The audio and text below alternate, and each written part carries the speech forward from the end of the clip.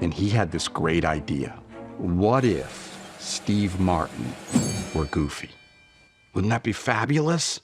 Imagine how you could sell that. That would be great. I think I asked Jeffrey, I said, so that means you want Steve Martin to do the Goofy voice? No. He's going to use his own voice so that we know who he is.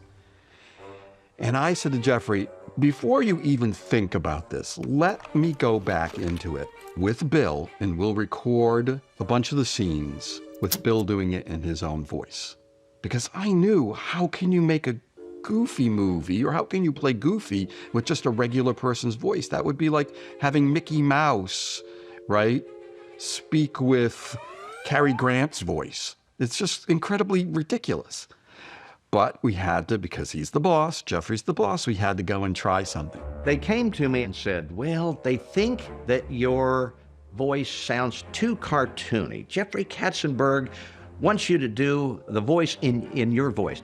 And I say, you don't want me to go, oh, or anything like that? Just talk like I'm talking now? Yeah.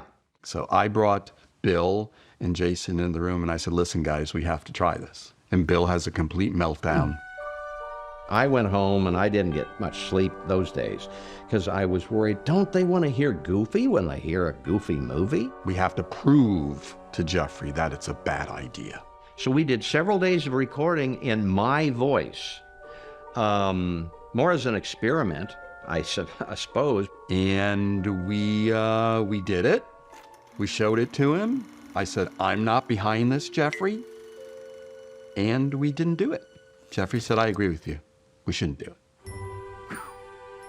This is how the whim of a studio executive can change a movie in a moment if you don't fight back against a bad idea.